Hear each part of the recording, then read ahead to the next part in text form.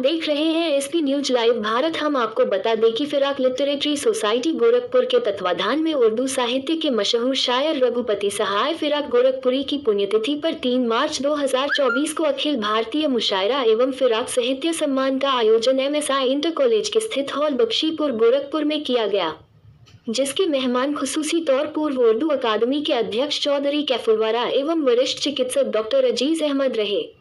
इस कार्यक्रम में हिंदुस्तान के मायानाज शायरों ने हिस्सा लिया, जिनमें लखनऊ से आए हुए जनाब आसिफ फारूकी एवं दिल्ली से आए डॉक्टर मूरविंदर बागा एवं आजमगढ़ से मैनकेश आजमी, गोरखपुर के महेश अश्क, डॉक्टर जयंत कैमूरी, मोहम्मद अनवर, जिया जलाल सलमानी, नदीमुल्ला अब्बासी, आसिफ सईद, सलीम मजहरी एवं इस कार्यक्रम की शुरुआत तिलावत कुरान शरीफ से शुरू हुआ एवं फिराक लिटरेरी सोसाइटी गोरखपुर के सदर एवं MSI इंटर कॉलेज के मैनेजर महबूब सईद हारिस ने आए हुए मेहमानों का इस्तकबाल किया एवं शहर अदब गोरखपुर से मोहब्बत रखने और सामाजिक कार्य करने वालों में दूरदर्शन व ऑल इंडिया रेडियो गोरखपुर के ब्रजेंद्र नारायण एवं उत्तर प्रदेश संगीत नाटक अकादमी के doctor Rakesh Srivastava, Gorakhpur press club के जर्नलिस्ट उपाध्यक्ष भूपेंद्र द्विवेदी, आचित्या लहरी एवं वलीउल इकबाल रहे उपस्थित।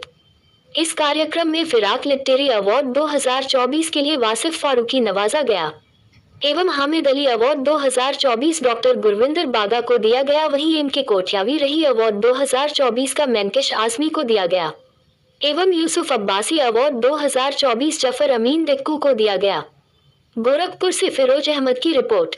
मीडिया से बात करते हुए वरिष्ठ चिकित्सक डॉक्टर अजीज अहमद एवं दिल्ली से आए हुए मुरविंदर बागा ने बताया कि गोरखपुर में जर्नलिस्ट प्रेस क्लब का जो इलेक्शन हुआ उसमें अपने भाषण से, अपने कामों से एक नया इतिहास रचा है। हमारे बीच गोरखपुर जर्नलिस्ट एसोसिएशन के उपाध्यक्ष भाई भूपेंद्र द्विवेदी जी यहाँ पर उपस्थित हैं। मैं उनसे गुजारिश करूंगा कि वो मंच पे आ जाए।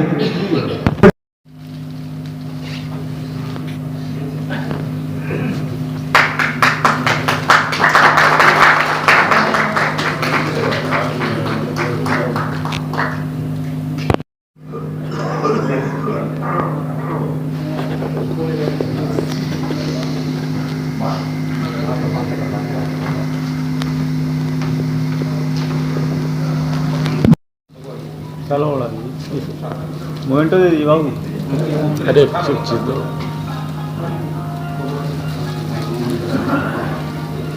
नीचे करो। चलो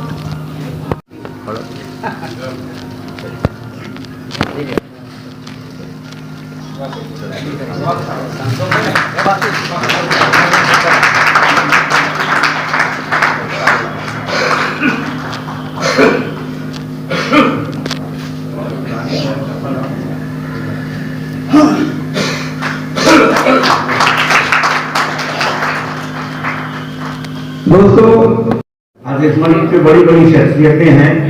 हम कुछ कहेंगे नहीं, हमको ये शरफ हासिल रहा है कि फिराक गोरखपुरी साहब को हमने सुना है और देखा इंजीनियरिंग कॉलेज के मुशायरे में। डॉक्टर जी साहब को याद होगा, उस वक्त इंजीनियरिंग कॉलेज का मुशायरा था, तारिक बदायूनी जैसे शायर वहीं से उठे थे, तो वो मुशायरा हमको याद है। अभी बात आ रही थी, एक साहब ने कहा कि साहब फना साहब की दाढ़ी छोटी हो गई, तो मैंने कहा साहब जमाना ऐसा आ गया है कि दाढ़ी छोटी हो रही है। और किसी शायर ने लिखा था कि सफर में अब ये मुश्किल है कि सफर में फिर ये मुश्किल है कि अब राहों पे रखवाले तलाशी का अमल हम तक की बस महदूद रखते हैं, मगर उन मुस्तफा लोगों से कोई कुछ नहीं कहता जो अपने ज़हन में आपको कहे महदूद रखते। ये जो हालात हैं, ये सही है कि मैं मुझको इस बात की मतलब शर्मिंदगी है कि फिराक साहब गोरखपुर के पूरी दुनिया में नाम फिराक गोरखपुरी साहब का है,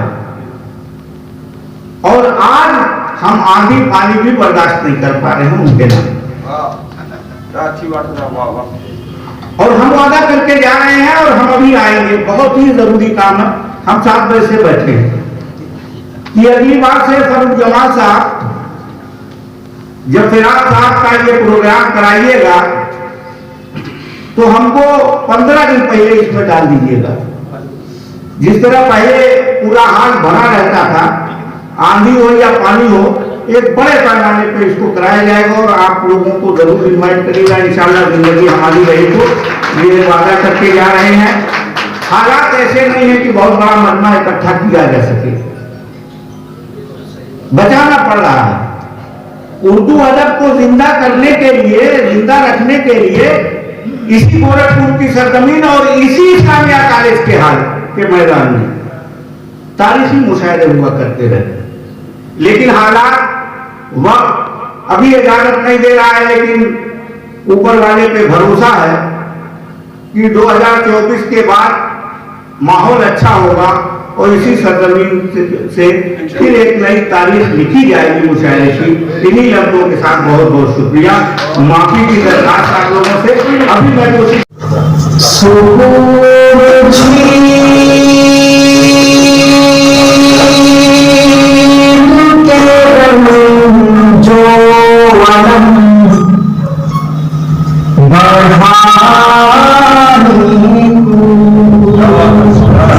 क्या कहते हैं भाई? सुकून छीन के रंजो अलम बढ़ाने सुकून छीन के रंजो अलम बढ़ाने को सुकून छीन के छीन के रंजो अलम बढ़ाने को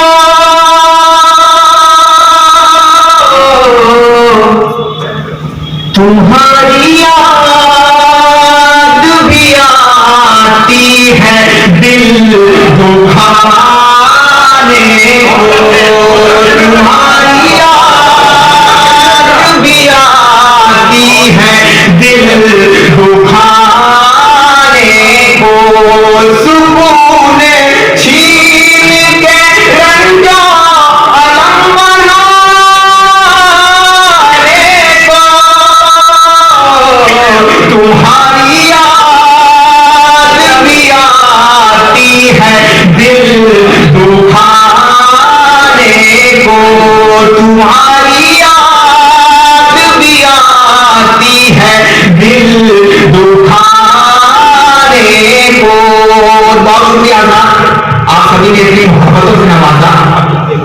मुझे एहसास हो गया मरने से मुझे एहसास हो गया कि मेरे कोई भी शेर गाना नहीं जाएगा। इसी बात को तहसील साहब मुझे नवाजते रहे ताकि मेरे पढ़ने में और मसला ना हो। मैं पढ़ता हूँ शेर बतौर खास देखेंगे। हर एक गम का तजुर्बा हमी पे करता है, हर एक गम का, हर एक गम का तजुर्बा हमी पे करता है, हर एक गम का तजुर्बा हमी पे करता है। हमी मिले थे ज़माने में आज़माने को, हमी मिले थे ज़माने में आज़माने को, हर एक गम का तजुर्बा हमी पे करता है, हमी मिले थे ज़माने में आज़माने को, हमी मिले थे ज़माने में आज़माने को। और ये शेर बताओ खास समाज कीजिएगा कि कोई जरूरी नहीं सामने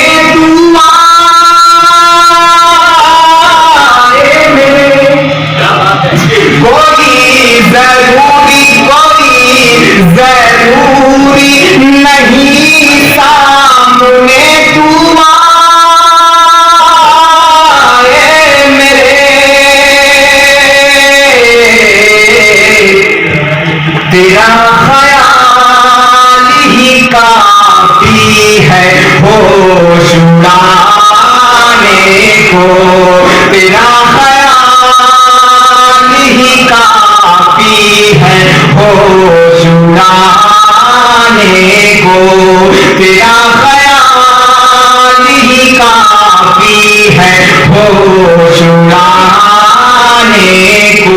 और ये विषय देखेंगे, बहुत कठिन है मोहब्बत का रास्ता,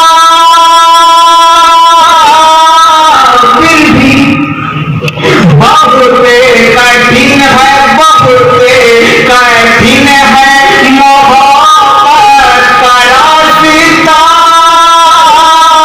फिर भी निकल पड़ा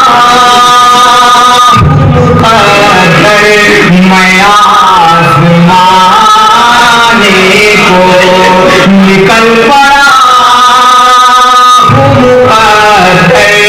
मैं आज़माने को, निकल पड़ा मैं आज़माने को। और ये विषय बताओ आपके, वही है दोस्त जो मुश्किल घड़ी में काम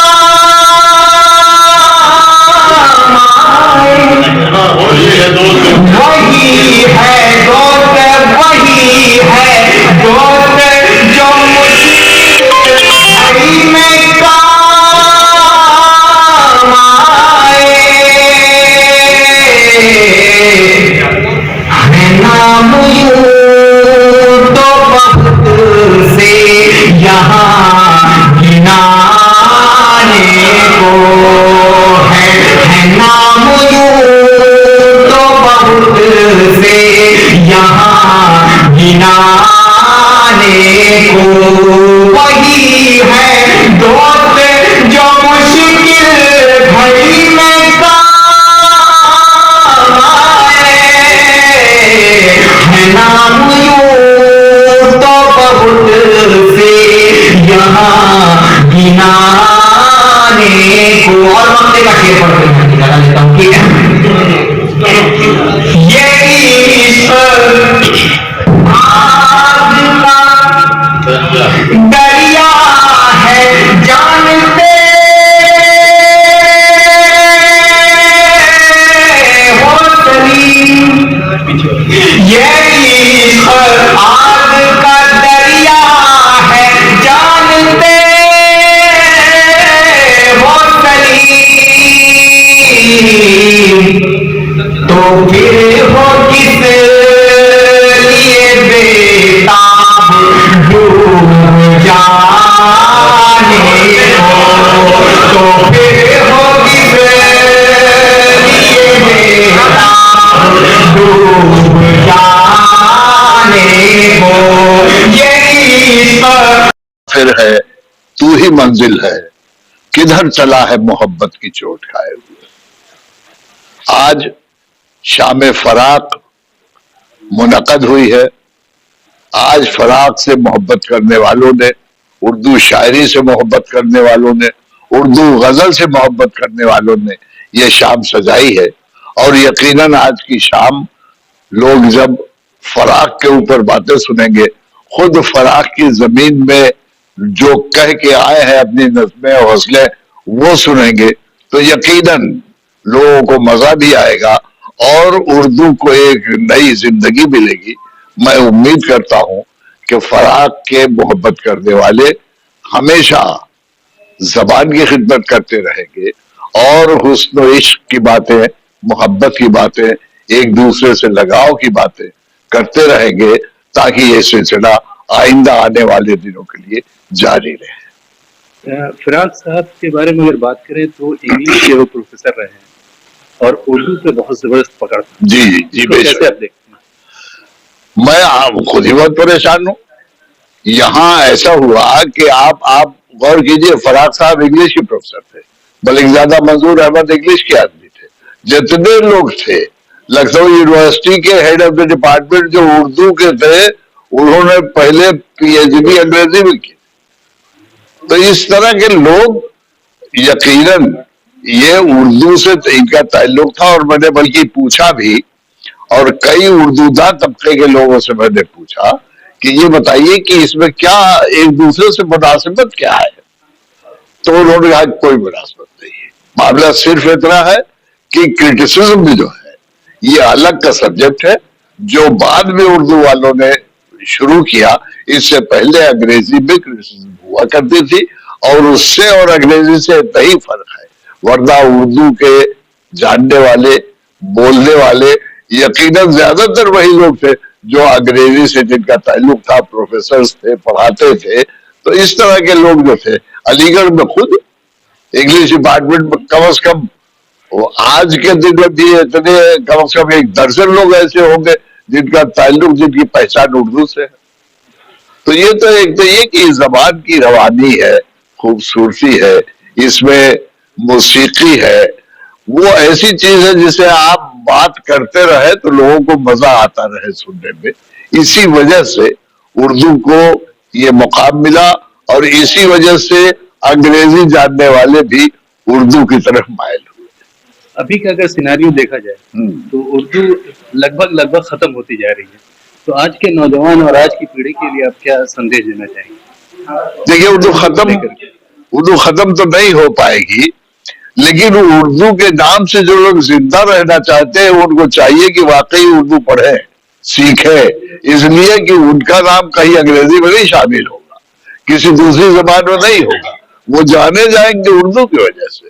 इसलिए मेरी राय उनको ये है कि उर्दू से अपना लगाव जारी रखे, उर्दू में शायरी करे, और उर्दू को वो मुकाम दे जो उर्दू को वाकई मिलना चाहिए। डॉक्टर मल्लिक साहब, आप गोरखपुर तशरीफ लाए हैं। आज मौका है रघुपति साहब फिराक गोरखपुरी की डेथ एनिवर्सरी, और इस मौके पर एक शाम फिराक के नाम यहाँ पे हो रहा है, उसमें आप शिरकत करने आए हैं। जी, आपको कैसा महसूस हो रहा है? इस शहर की तो फिजाई फिराक साहब के नाम से, तो यहाँ आते ही बहुत अच्छा एहसास होता है। ऐसा लगता है कि मानो आप शायर की सरजमी पे आ गए, और बहुत अच्छा जिस तरह का पिछले साल का इंतजाम था वो सब देख के मेरी खुद की इच्छा थी कि मैं इस कार्यक्रम में शिरकत कर सकूं। अच्छा, अभी इस बार आपको डॉक्टर हामिद अली अवार्ड 2024 आपको दिया जा रहा है, आपको कैसा महसूस हो रहा है? सच कहूं तो ये खबर मेरे पास नहीं है। मैं तो एक शायर की हैसियत से आया हूँ। अगर ऐसा कुछ है तो मेरे पास शायद शब्द भी नहीं है आपके कहने पे, और मुझे ईमानदारी से इस बारे में कुछ पता भी नहीं।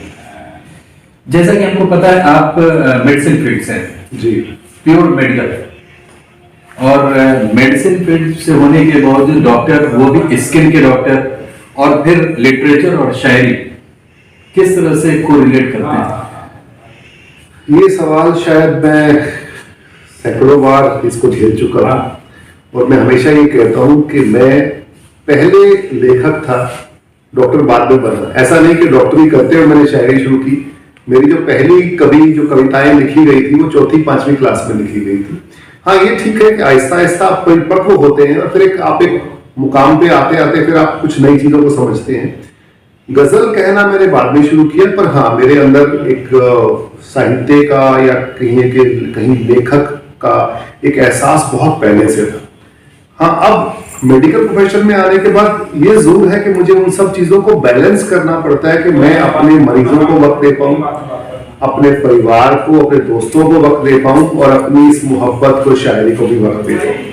जैसे आपने देखा होगा, आज अभी मेरे को बहुत से मेरे मित्रों ने गोरखपुर में शिकायत की कि आप रुक नहीं रहे हैं। मैं पिछले साल भी इसी तरह से आया था कि इतवार को भी छुट्टी होती है कि मैं अपनी मोहब्बत शायरी से सब दोस्तों से मिल सकूं, और कल सुबह जाके मैं अपने मरीजों से मिल सकूं। तो ये थोड़ा बैलेंस करना कभी कभी लगता है कि मुश्किल है, पर अदरवाइज बहुत अच्छा लगता है।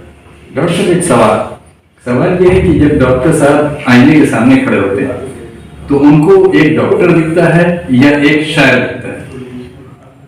उन्हें सिर्फ एक इंसान दिखता है जो शायद दूसरों के दर्द को थोड़ा ज्यादा समझ पाता है। मैं अक्सर ये देखता हूँ कि जब मैं मरीजों से बात करता हूँ, देखिए मेरे प्रोफेशन में आप एक चीज समझेंगे कि मेरे पास कोई भी खुशी लेके नहीं आता। जो भी आता है वो अपनी परेशानियां लेके आता है। तो मैं उसमें से बहुत बार उसमें से कुछ ढूंढता हूँ, तलाशता हूँ, उनकी बातों से कहीं ना कहीं मुझे मिलता है। तो बस एक ऐसा इंसान जिसमें बहुत सी कमियां हैं, लेकिन मैं उसको पूरा करने की कोशिश करता हूँ। फिराक साहब की बात करें तो वो इंग्लिश के प्रोफेसर रहे हैं और इंग्लिश में बहुत अच्छी पकड़ थी। उसके बाद भी उन्होंने उर्दू को बहुत ज्यादा आगे लेकर के गए और पूरी उन्होंने अपनी जिंदगी उर्दू की शेर व शायरी में ही काट दी। आप आज के परिप्रेक्ष्य में अगर हम बात करते हैं तो उर्दू बहुत कम लोग इस्तेमाल कर रहे हैं, आप कैसे देखते हैं इसको? देखिए, दरअसल पिछले कुछ सालों में जो बदलाव मैंने देखा है वो ये हिंदी, उर्दू या इंग्लिश का नहीं था। लोगों के अंदर किताबों को पकड़ के उनकी खुशबू का एहसास करने की कमी होने लगी। हर कोई मोबाइल पे इन सब पे पढ़ना चाहता है और अगली पीढ़ी बहुत फास्ट हो रही है। ऐसा नहीं कि वो शायरी का आनंद नहीं ले रहे, पर उतनी जितनी शिद्दत से वो चीजें पहले आती थी उतने ना तो सिखाने वाले रहे ना, और सोशल मीडिया पे बहुत जल्दी लोगों को बहुत जल्दी बहुत सी चीजों को पाने की आस है। पर आज भी ऐसा नहीं है। 2020 तक बहुत आराम से उर्दू मैं भी नहीं पढ़ पाता था, लेकिन 2021 में मैंने सीखा, मैंने पूरा साहित्य पढ़ा, अब मैं पढ़ लेता हूँ, लिख लेता हूँ, कह लेता हूँ। तो जिन्हें इनसे मोहब्बत है, जो इस गंगा जमुनी तहजीब को समझते हैं, मेरे ख्याल से ये सिलसिला अभी भी चलता रहेगा। मतलब 2021 की अगर बात करें तो कोविड के पीरियड का सदुपयोग बहुत ज्यादा उसको मैं कहते हैं ब्लेसिंग इन डिस्गाइज। मैं बहुत दिनों से चाह रहा था, लेकिन वक्त की थोड़ी सी कमी रहती थी। तो कोविड के दिनों में मैंने बाकायदा एक दिल्ली में किसी से बात की, उर्दू टीचर, उनसे मुलाकात की। और देखिए, हर चीज का अपना एक फायदा। मेरा मानना है कि हम जीवन भर स्टूडेंट रहते हैं, कभी कुछ सीखते हैं, कभी कुछ सीखते हैं। तो हाँ, कोविड में आपस में लोगों का मिलना जुलना बढ़ा, सोशल मीडिया पे कांटेक्ट बढ़े। अगर आपने ध्यान दिया हो तो उन दिनों में एक बार पोल्यूशन वगैरह ये सब जमीन ने अपने आप को हील किया। अगर मेडिकल लाइन में बात करें तो इस जमीन ने, धरती ने, आसमान ने अपने आप को हील करने की थोड़ी कोशिश भी की। तो उन फायदों में से एक फायदा ये भी था कि हाँ, मैं उर्दू जबान कह सकता हूँ। पंजाबी बैकग्राउंड से होते हुए, गुरुमुखी आपकी मदर टंग होते हुए भी आप उर्दू की तरफ, ये करिश्मा कैसे? देखिए, मैं पंजाबी चूंकि परिवार की भाषा है, मेरे पेरेंट्स पंजाबी बोलते थे तो हमारा पंजाबी फ्लो स्वाभाविक था। लेकिन मैं जिस गांव में रहा, वो कहने को पंजाब, ग्रेट पंजाब, आज की तारीख में वो हरियाणा है, उस गांव में पंजाबी परिवार बहुत ही कम थे। तो वहां या तो हरियाणवी बोलते थे, ठेठ हरियाणवी। और आपको शायद हैरानी होगी कि अगर मैं ठेठ हरियाणवी बोलूं, पर्दे के पीछे से आप कभी जान नहीं पाएंगे कि कोई सिख हरियाणवी बोल रहा है। फिर मुझे पढ़ने का शौक हुआ, मैंने बहुत साहित्य पढ़ा। आज भी मेरे घर में करीब 1100 से लेकर 1200 किताबें हैं, जो बचपन से लेकर अब तक मैंने सहेजी अपनी लाइब्रेरी में। तो हिंदी का बहुत शौक था। मेरी बड़ी बहन है, वो भी राइटर है, उनकी 7-8 किताबें आ चुकी हैं, उपन्यास हैं, कहानियां हैं। तो हिंदी का वो फ्लो मैंने लिया। समहाउ मुझे कई बार कहा तो गया, लोगों ने कहा, लेकिन बैकग्राउंड में बहुत बार ये होता है कि आपकी जो मदर टंग होती है उसका एक टिंज आ जाता है, शायद मेरी हिंदी में आप वो नहीं पाएंगे। फिर जब मैं रोहतक मेडिकल कॉलेज पहुंचा तो वहां पे आकाशवाणी से मेरा थोड़ा सा वास्ता हुआ और मैंने वहां कार्यक्रम देने शुरू किए। हर हफ्ते एक प्रोग्राम आता था, युवा संसद, मैंने वो काफी दिनों तक दिया और मेरी हिंदी और बेहतर होती चली गई। फिर जब मैं गजलों की तरफ मुड़ा तो मुझे लगा कि नहीं, अगर गजल कहनी है तो मुझे उर्दू को भी उतनी शिद्दत से समझना है। तो आज मैं कह सकता हूं कि हिंदी, पंजाबी, उर्दू, इंग्लिश सब में फ्लुएंटली काम कर सकता हूं। डॉक्टर साहब का आपका अपना कौन से अशार हैं जो आपको बहुत ज्यादा पसंद है? ये शायद बहुत मुश्किल प्रश्न है कि जब इतने सारा आप लिखते हैं, आपको तो हर प्यारा होता है, पर फिर भी मुझे ऐसा लगता है कि जो मेरी ऑडियंस को ज्यादा पसंद आते हैं, जो जिनसे मैं पहचाना जाता हूँ, तो मैं वो 2-3 मिसरे आपको देता हूँ कि सदाकतों की हिफाजत से दूर जा बैठे, तमाम लोग रिवायत से दूर जा बैठे, है मुरा कुश्ती सियारों की और गिद्धों की, हम आदमी थे सियासत से दूर जा बैठे, सियासत से दूर जा बैठे।